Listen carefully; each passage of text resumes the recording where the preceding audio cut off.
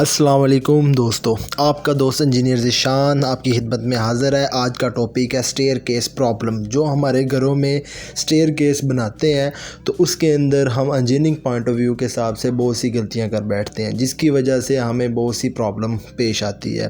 तो ऐसा भी बाज़ औक़ात हो जाता है कि जिसकी वजह से अच्छी खासी जो हमारी स्टेयर गई होती है उसके अंदर से हमारे राइज़र और ट्रेड की वजह से हमारा जो आने जाने का, यानी कि हम ऊपर जाते हैं और नीचे आते हैं, तो जिसकी वजह से हमारी सांस फूलनी शुरू हो जाती है। उसके अंदर से बहुत सी टेक्निकल फॉल्ट आ जाते हैं कि आप अपना राइज़र जो ऊंचाई की तरफ होता है उसका ख्याल नहीं रखते, जिसकी वजह से आप देख रहे हैं कि सीढ़ी की जो वेस्ट स्लैब होती है उसका स्टील अच्छे तरीके के साथ नहीं बांधते, जिसकी वजह से आपकी सीढ़ी गिर जाती है, सेटलमेंट हो जाती है। इस नुकसान से बचने के लिए ये आज उन हजरात के लिए वीडियो बना रहा हूँ जो अपने घरों में ये छोटी छोटी गलतियाँ करते हैं। जो हमारे ठेकेदार हजरात हैं और जो मिस्त्री बन जाते हैं और 3 महीने किसी जगह पे काम करते हैं और उसके बाद अगले घरों में जाके एक्सपेरिमेंट शुरू कर देते हैं। ऐसा आपने नहीं करवाना। आपने अगर काम करवाना है तो अच्छे खासे एक्सपीरियंस जो मिस्त्री होगा, जो कॉन्ट्रैक्टर होगा, उसको आपने अपना घर का काम करवाना। स्टेयर्स आपके घर के अंदर बहुत इंपॉर्टेंट रोल अदा करती है, खूबसूरती के अंदर भी और आने जाने में भी। तो इसी तरह आपका जो राइज़र है, जिस तरह वीडियो में देख रहे हैं, ये आपका 6 इंच होना चाहिए, जो 6 से 7 इंची के दरमियान में, मिनिमम 6 और मैक्सिमम 7। और इसी तरह इसकी जो चौड़ाई है वो आपकी 3 फीट 36 इंचज़ होनी चाहिए। और इसी तरह एक और प्रॉब्लम आ जाती है, जैसे कि आप घरों के अंदर जो बीम वगैरह डाल देते हैं, ऊपर वाली छत आ जाती है जिसे हेड रूफ प्रॉब्लम होती है। उसके अंदर क्या होती है कि जहाँ से हमारी लैंडिंग होती है, सीढ़ी ऊपर जानी होती है, वहाँ पे जो हमारा हेड रूफ होता है, जो ऊपर वाला सेक्शन होता है, ऊपर वाला हमारा ग्राउंड फ्लोर से फर्स्ट फ्लोर वाला एरिया होता है सीढ़ी के अंदर, उसका हम ख्याल नहीं रखते। उसका मिनिमम जो रिक्वायरमेंट होती है, जो आपने डिस्टेंस रखना है, जिस तरह ये वीडियो के अंदर देख रहे हैं, ये बहुत कम है। ये एक मेरे क्लाइंट है, उन्होंने अपने घर के अंदर इस तरह की प्रॉब्लम क्रिएट की हुई थी, सीढ़ी की हुई थी। ये मिनिमम जो हेड रूफ का साइज़ है ये तकरीबन 5.5 फीट है। अब इंजीनियरिंग हमें कहती है कि जब स्टेयर के अंदर आपने डिस्टेंस मालूम करना है हेड रूफ का, वो मिनिमम 6 फीट 8 इंची होना चाहिए और मैक्सिमम आपका 7 से अबव वो 7 से 7.5 इंची हो जाए। उसी के साथ जो पिच है, जो स्टेयर के साथ आपकी एंगल बनता है सीढ़ी का, वो आपका 25 से 45 डिग्री तक होना चाहिए। इसी तरह अगर आप इस तरह की अनटेक्निकल रीजन करेंगे जिसकी वजह से आपकी सीढ़ी सेटलमेंट हो जाएगी, आप कभी भी दुश्वार नहीं करेंगे। उसके अंदर आपने 3 से 4 चीज़ों का ख्याल रखना है कि जब आपने सीढ़ी के अंदर अपना स्टील को फिक्स करना है तो उसके लिए आपने सीढ़ी की दीवार जो होगी साइड पे जा रही होगी, आपने उसके अंदर जहाँ पे स्टेप आएंगे जिसको राइज़र कहते हैं और ट्रेड के दरमियान में जो जगह होगी, उसका जो स्टील होगा उसके आपने दीवार के साथ सुराख निकाल के या आपने ड्रिल के साथ सुराख करके उसके स्टील उसके अंदर डालना है। अदरवाइज़ उसके अंदर ये होगा कि आपका सीढ़ी कायम रहेगी। उसी के साथ जिस तरह अभी मैं अपना फर्स्ट फ्लोर की स्टेयर का काम करवा रहा हूँ, तो इसके अंदर ये है कि ये स्टेयर का स्टेप है जहाँ से सीढ़ी ने स्टार्ट करना है। ये यहाँ पे 2 समोसे जहाँ पे हमारे लेंथ में आ जाएंगे, समोसा जहाँ पे समोसा चाल वाली सीढ़ी है उसकी मेजरमेंट के हिसाब से उसका मैं फाउंडेशन को क्लियर करवा। लोग क्या करते हैं कि इस फाउंडेशन को करने की बजाय साइडों पे ब्रिक वर्क करते हैं, अंदर कचरा वगैरह डाल देते हैं। आपने सॉलिड काम करना है, या फिर साइडों पे करके आपने ब्रिक वर्क करके उसके अंदर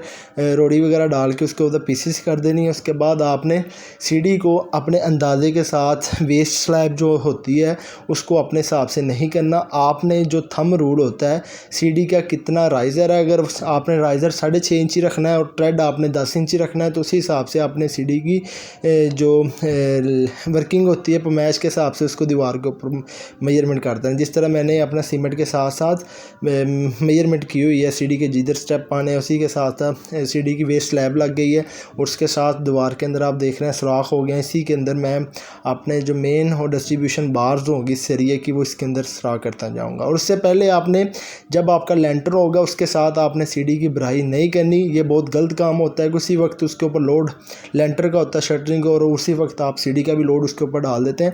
सीढ़ी का या फिर आपने एक दिन पहले काम करना है या सीढ़ी का लेंटर जब हो जाए उसके बाद करना है। जो मैं काम करवाता हूँ मोस्टली मैं अपने घर की सीढ़ी को सबसे पहले स्टार्ट करवाता हूँ, तो उसके बाद आप देख रहे हैं कि इसके जो पाँव फिटिंग है अच्छे तरीके के साथ स्टील फिक्स हो गया है। जो पॉलीथीन शीट है वो भी सीढ़ी के शॉपर के जहाँ पे हमारा वाटर टाइट जो वाटर सीमर रेशो होती है वो ज़ाया नहीं होगी। और इसी के साथ साथ जहाँ जहाँ हो गए मैंने सुराख लगाए हुए हैं वहाँ वहाँ पे मैं अपने सरिये डालता जाऊँगा। इससे ये होता है कि सीढ़ी की मजबूती रहती है, सीढ़ी का लोड दीवार के ऊपर चला जाता है। और जैसा कि कुछ हज़रात ऐसा नहीं करते जिसकी वजह से वो अपनी सीढ़ी को जहाँ पे क्रैक आ जाते हैं और उसकी वजह से वहाँ पे सीढ़ी की जो ऊपर से मजबूती होती है वो भी असरअंदाज होती है। अब इसी तरह सीढ़ी को पाँव से मजबूत करने के लिए सबसे नीचे मैंने अपना जिसे फुटिंग कहते हैं कंक्रीट की वो मैंने की है। उसके साथ अपना ये बेंड कर रहा हूँ, स्टील सीधे मेरे वहाँ पे जो पाँव के साथ जगह होगी वहाँ पे मैं इसकी कंक्रीट कर दूँगा, पाँव मजबूत हो जाएंगे। और उसके साथ ही आपने जब कंक्रीट करनी है स्टेयर की वो आपकी 1 2 4 या 1 1.5 3 की होनी चाहिए। तो इसमें ये आपका फ़ायदा होगा कि कंक्रीट का जितना माल आपका गोल सा होगा जिस तरह आप वीडियो के अंदर देख रहे हैं, तो इसके अंदर ये है कि आपकी जो वाटर सीमर रेशो के अंदर सीढ़ी के अंदर से पानी बह जाता है वो कंट्रोल हो जाएगा, जिसकी वजह से मजबूती आती जाएगी। तो इसके साथ आपने इसकी राडिंग भी करते जाना है। स्टेप का साइज़ भी आपने एज़ पर डिमेंशन जो आपको किसी इंजीनियर ने बताई होगी, जिस हिसाब से सीढ़ी के साथ साथ मेरा लाइनें लगाई हुई है मैंने सारी की सारी ड्रा कर ली है दीवार के साथ। उसी के हिसाब से मैं अपना जो राइज़र है वो मेरा 7 इंची का है और जो मेरा ट्रेड है वो मेरा 10 इंची का है। और इसी के साथ साथ मैं कंक्रीट का काम साथ साथ करवा रहा हूँ। तो ये ख़ास ख्याल रखना है कि घर की खूबसूरती के अंदर आपका सीढ़ी ही इम्पोर्टेंट रोल रखती है। अगर सीढ़ी आपकी ठीक नहीं है और अगर आपने सीढ़ी अपने ड्रा के मुताबिक नहीं ऊपर लेके गए तो जिसकी वजह से जो हमारे बुज़ुर्ग हज़रात होते हैं उन्होंने मुसलसल आना जाना होता है, जिसकी वजह से उसे सांस के प्रॉब्लम हो जाती है। तो अक्सर ऐसा भी होता है कि आपके घरों में कोई आपका मेहमान आता है, वो कहता है कि जनाब आपकी सीढ़ी सही नहीं है, उसमें आपकी टेक्निकल फॉल्ट होता है कि जिसके अंदर आप अपना राइज़र की हाइट जो 6 से 7 इंची होती है वो लोग 10 इंची कर देते हैं, 9 इंची कर देते हैं, जिसकी वजह से आपका जो पाँव उठाने की वजह से ऊपर ले जाने के लिए आपको क़ुव्वत दरकार होती है। सीढ़ी की ऐसे ही मिसाल ले लेंगे जैसे आप 3 से 4 बार नीचे आएँ और ऊपर जाएँ आपको फील ही ना हो। सीढ़ी ही आपका एक इम्पोर्टेंट रोल और आपका एक दोस्त है घर के अंदर। तो मैं इसकी यही मिसाल दूंगा कि आपने अपने घर की जो सीढ़ी है उसका जो स्टील, उसकी कंक्रीट, उसकी शटरिंग बहुत ही अच्छे तरीके के साथ करवानी है। और सीढ़ी के अंदर आपने कोई भी अपनी नेगलिजेंसी नहीं करनी। और सीढ़ी के ऊपर एक आपने अलग अच्छे वाला मिस्त्री जो मार्केट के अंदर जिसका एक्सपीरियंस है, ये ना हो कि आने के साथ आप अपनी सीढ़ी को जिसने भी कभी आपके घर के ऊपर भी वो प्रैक्टिकल कर रहा हो, आपके घर के ऊपर ही आके सीख रहा हो, तो उस बंदों से आपने जो ठेकेदार नए बने फिरते हैं जो घर की खूबसूरती के अंदर सारा काम ख़राब कर जाते हैं, तो आपने उनसे बचना है। सीढ़ी आपने अपने तरीके के साथ लेके जानी है। फिर इसके अंदर ये होता है कि कुछ हज़रात सीढ़ी तो बना जाते हैं, तो उसके बाद आपने जब मार्बल लगाना होता है तो मार्बल के अंदर सारी की सारी कटिंग वेस्टेज होती है, जिसकी वजह से आपको सारी सीढ़ी को या नए सिरे से दोबारा मसाला लगाना पड़ता है या नए सिरे से उसको कटिंग करनी पड़ती है, जिसकी वजह से आपकी जो अज़ियत होती है, आपका जो ज़हनी टेंशन होती है वो बहुत ज़्यादा हो जाती है। तो इसमें 3-4 चीज़ें मैंने आपके साथ शेयर की है कि आपने दीवार के साथ अच्छे तरीके के साथ सुराख करके उसके अंदर स्टील डालना है, जो वो नहीं करते ऐसा आपने उनसे करवाना है। उसके बाद आपने कंक्रीट जो होनी है वो अपनी अच्छी 1 2 4 वाली और गोल जो माल होगा जिस तरह का है इस तरह का करना है। उसके बाद आपने इसके बड़े अच्छे तरीके के साथ सीढ़ी को ड्रा करके ऊपर लेके जाना है। तो इसके अंदर आपने वेस्ट स्लैब का भी ख्याल रखना है और ख़ास तौर पे आपने ये ख्याल रखना है कि सीढ़ी जब बना रहे हो तो आपका जो रेलिंग वाली साइड है वो आपकी राइट साइड पे है और आपने एंटी क्लॉकवाइज सीढ़ी नहीं करनी, आपने क्लॉकवाइज करनी है। और जिस जगह पे आपकी सीढ़ी जहाँ से स्टार्ट होती है वो आपकी क्लॉकवाइज ही हो। अगर एंटी क्लॉकवाइज हो तो जिसकी वजह से आप अपना सामान अगर ऊपर लेके जा रहे हो तो साइड से आपका लेफ़्ट साइड आता है, जिसकी वजह से आप अपना सामान सही तरीके से नहीं पकड़ सकते। तो आपने ख़ास क्या रखना है कि जो आपकी रेलिंग हो वो राइट साइड पे, जिस तरह भी ये मेरी नज़र आ रही है कि मेरी रेलिंग जो है जहाँ से मैं ऊपर हाथ लगा कर ऊपर चढ़ूँगा तो वो मेरी राइट साइड पे है।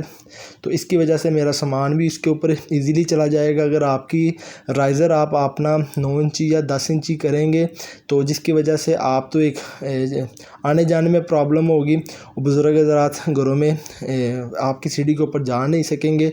और दूसरा ये है कि आपका जो हेड रूफ़ की मैंने हाइट आपको बता दी है कि वो 7 फीट तक होनी चाहिए।